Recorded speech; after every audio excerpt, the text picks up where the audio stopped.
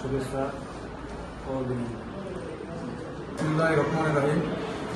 পবিত্র ঈদ উল ফিতর পালন উপলক্ষে আমরা বাংলাদেশ জাতীয়তাবাদী ছাত্রদল সাধারণ দিনমজুরি খেটে খাওয়া মেহনতি মানুষের পাশে ঈদের কিছু বস্ত্র নিয়ে এসেছি।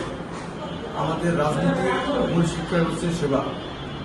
আপনারা সকলে জানেন, মা সাবেক তিনবারের প্রধানমন্ত্রী দেশ নেত্রী বেগম খালেদা জিয়া এদেশের সাধারণ জনগণের পাশে সবসময় থাকতেন। তারই ধারাবাহিকতায় আমরা বাংলাদেশ জাতীয়তাবাদী ছাত্রদল কার্যক্রম চালাচ্ছি এবং আমরা বর্তমানে দেখতেছি অতিথি পাখির খুব আগমন।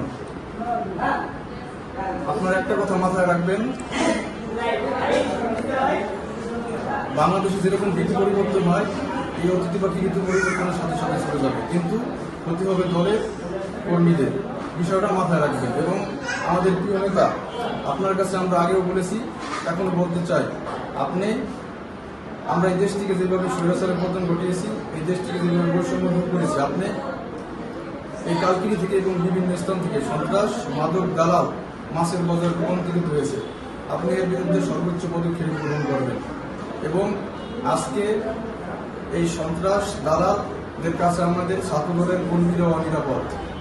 এর তীব্র নিন্দা প্রতিবাদ জানাই এবং প্রিয় কালকিনিবাসী, আপনাদের সকলের কাছে আমরা ভালোবাসা এবং দোয়া করে রাখছি। আমাদের জন্য আপনারা সকলে দোয়া করবেন, আমরা যেন আপনাদের পাশে সবসময় থাকতে পারি।